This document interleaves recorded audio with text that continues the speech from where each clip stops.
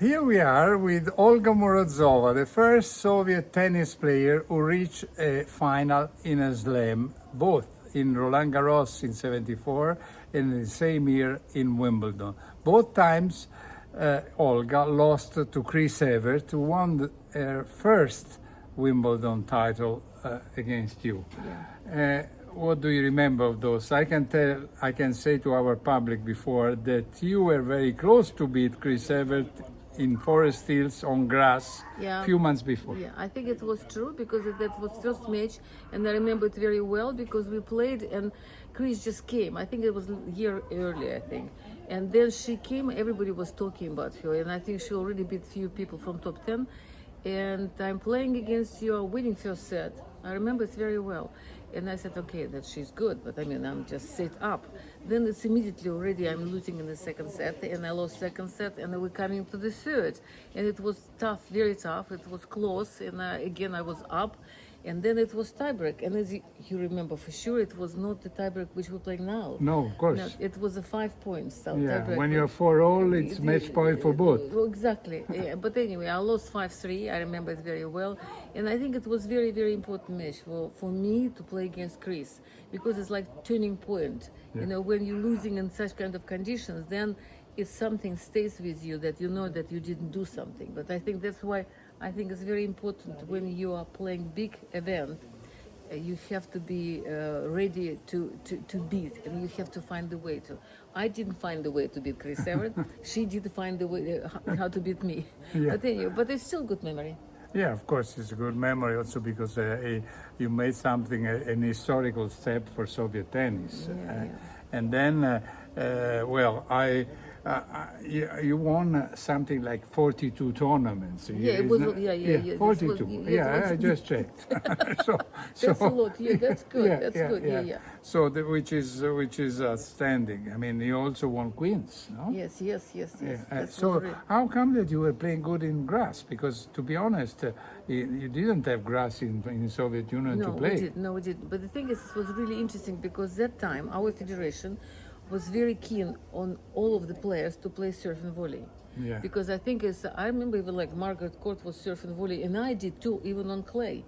But that's where they were introduced, and I was quite strong. I think I was strong. I had good volleys, and then it was easy for me to play. And another thing which has actually helped, because physically I was quite good, because I did have a good footwork.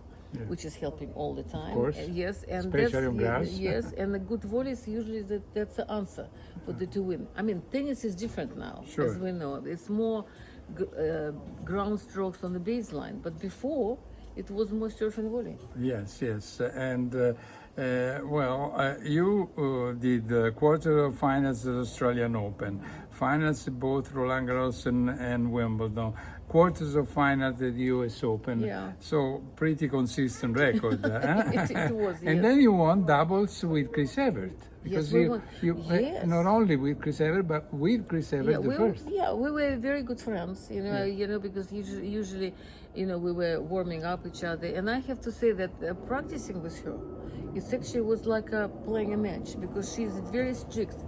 She was, and I think she's still. If you're missing like 10 centimeters, she would stop the ball. And I said every time it was like a little bit of pressure. And when I was off the court, was not playing against you, it was much easier because it was more freedom for me to hit the balls anywhere I wanted. But at the same time, if what I actually proud of, that in Italy, I won 3 times doubles. Who did you play Rome with? I played Virginia Wade, I played Leslie Hunt, and I think I played with Tamanova. I didn't play with Chris Evert that time, but I think I won 3 times, and I have a plate at home. Okay, fantastic. I have good memory about Rome. Did you learn any Italian word apart from maybe pasta and spaghetti? The pasta, spaghetti, bravo, bravissimo, yes. Cappuccino. Of course. Una cappuccino. Okay, listen. And then you were playing also, you won mixed doubles, I think, with Metrevelli. Yeah, always, yeah. Always you played against Margaret Court and Fletcher. It was very interesting because the thing is, Margaret and Ken Fletcher, I think at that time they won Grand Slam. Yeah. And I was 19 actually, and sure. I think I remember very well because every time I was coming to dressing room, and I was in the middle one. You know that in Wimbledon you have 3 different rooms. Yeah. One for the top, then for medium, and then for the low one. I was happy that I was in the middle. And every time I was coming to the, did you lose? I said, no, I won. You won? And then it was on and on and on. But things to remember. You know that in Russia, we had a national coach who was very keen on the top players that time. And Gonzalez, as you Yes. know, it was incredible, right? And then I was learning serve, watching, like pictures of Gonzalez. Then I played against him. Can you imagine that a girl of 19 is playing against Gonzalez, a mixed doubles? He was playing with Rodi Kazals. Alex and I, we beat him. Yeah. It was incredible, this kind of stories, because it was the first year Yeah. of the professional tennis. And of course, a lot of things is good, like Oker, Ricci, and then, it was good. Well, because I covered my first Wimbledon in '74. Exactly. So I saw Good time. you. I saw you playing the final. So Connors winning versus Roswell, Yeah. and so I remember you as a player. But then later on, I met you as a TV broadcaster because you were Exactly, doing with Anna Dmitrieva Yes, and yes. also with Alex Musevelli, in the Russian TV. Yeah. Because And I was with Rino Tomasi, Gianni Clerici. Yeah, it was good, very good. We had a good team, all of Yeah, us. yeah. No, but I think it's Anne Dmitrieva. I think she was the first which came here to play, to represent Soviet Union at that time. But she was the first player here. And then, of course, when she finished playing, by the way, she was a very good friend of mine. She decided to go and to improve tennis and improve the television. For tennis, and then she did a very good, because NTV Plus that time made huge programs, and I think she covered all the tournaments around the world, and of course we had the chance to to see each other in different things already, right? Okay, so we have been through one first life of Olga Morozova as a tennis player, then a second life as a journalist, then there is a third life as a coach, because yes. you met Andy Murray when he was a kid, no?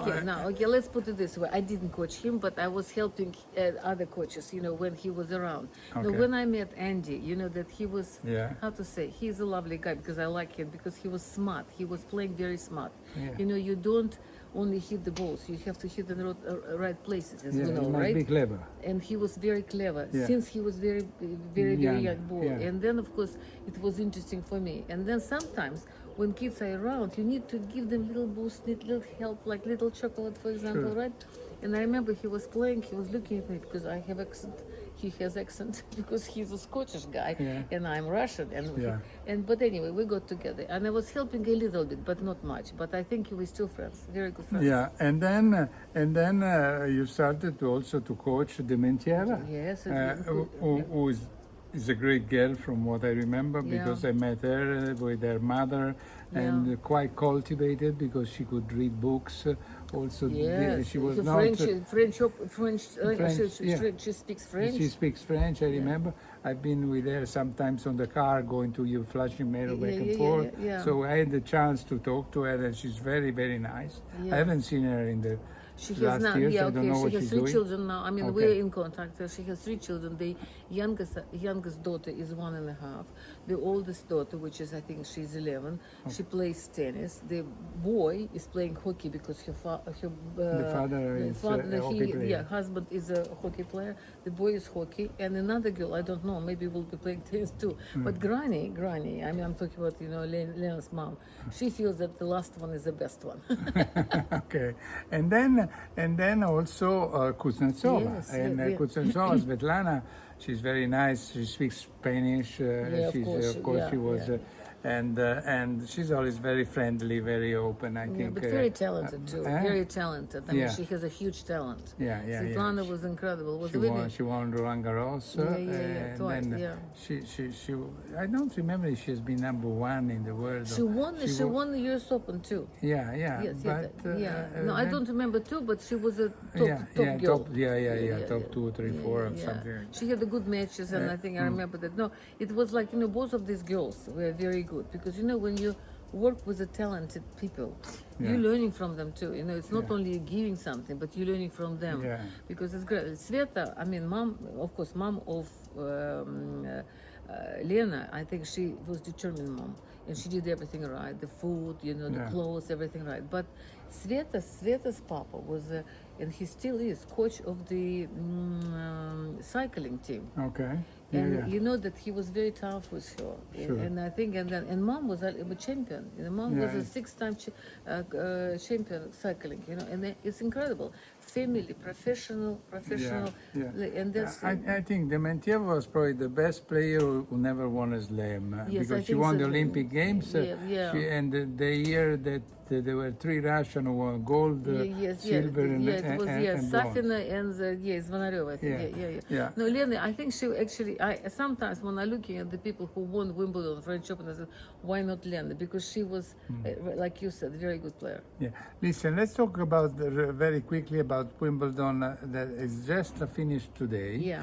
And we saw incredible results. 6-love won Yeah, by Iga Swiatek versus Amanda Anisimova, whose parents are Russian. Yeah. And she had lost 6-love the first set, like you had lost to Chris Evert. Chris Evert lost to Billie Jean 6-love too, year before. Yeah. It does happen. It does happen. It does happen. Yeah, and then Billie Jean King won a final against Yvonne Goolagong, 6-love, 6-1. You see, it does happen. Yeah. But what do you remember when you lost your 6-love? What was a shock? It was a shock. Of course, it was a shock because first of all, I knew it would be difficult because Chris Evert is such a tough person. I remember one time when I was playing against her. I don't remember where. I think in America somewhere. And you know that on the way back to the dressing room, I met the guy, and he said, "Why you didn't go for the cross? She's passing you all the time cross court, but you didn't go for the cross. I mean, to do that." I said, "Look, she already did about 15 times this cross court. I thought she would go to down line, but she didn't. But when she went down cross court, she did it well. It was difficult. Yeah. No, I think it's actually a shock because I think when you're starting playing tennis, right, you're dreaming of Wimbledon. Yeah, of course. You know that because it's Wimbledon has some kind of image that like it's something a special. Exactly. And then you think about and like everyone, grass, your tradition, white, that is special, special thing in the club. It's all of this. Then of course, you have the royal box. All of this is sometimes not realistic, and you feel it. I mean, the court itself is great because it's cozy and you don't see much, you don't see all of these people around. But the pressure of winning, and for me, I think, I played well that year, but it's still, that trying to think about that I can win was difficult. I think it's all nerves. Pressure. And then you had one versus Virginia Wade in the semifinals, so you had all the British people who maybe didn't like you too much because a Russian that beats the British in Wimbledon is not very much liked. I can give you a very interesting story that because that year when I was here in London, Russian ballet, Bolshoi Theatre was in London too, and a stepfather of Dementieva was here because he was actually director of the Bolshoi Theatre at that time. He came and when I went to the final, of course all the press was around and Virginia and everything else. He came to my hotel and said, "Olga, what's happening? You on the front page and we on the last one." I said, "That's Wimbledon." That's what, because Bolshoi Theatre usually supposed to have Of course. But that time it was really difficult. When I called my husband, because that time it was even difficult to. He said, "Really?" And that was it. It was.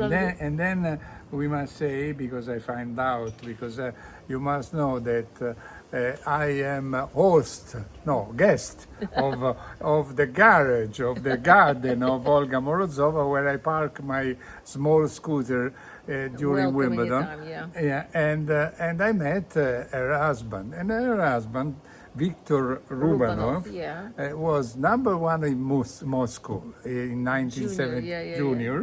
And he told me that he had been ball boy for Lea Pericoli and Nicola Pietrangeli. That was incredible for me. Because but I remember when Lea came. Can you imagine that time with your beautiful tennis clothes, and with your hair, which is blonde she was, hair, blonde yeah. hair. She was just he was it's incredible success, but there people were adoring her. But anyway, that's of course, and I was actually a ball girl too. Yeah. But the thing is, of course, it's a very good memory, and of course, Petrangeli half Russian. It's you cannot forget it. Because the mother of Nicola Petrangeli, not many people know it. She was Russian, and he was born in Tunisia, like Pierre Darmon.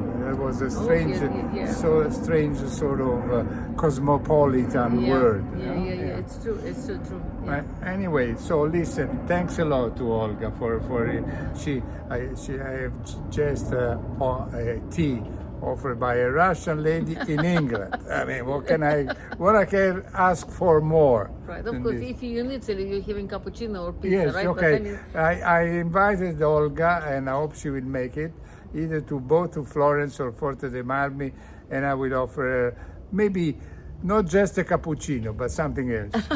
Thank you very much. But anyway, it doesn't matter. In Italy, food and people are incredible. Okay, thanks a lot. Ciao. Ciao.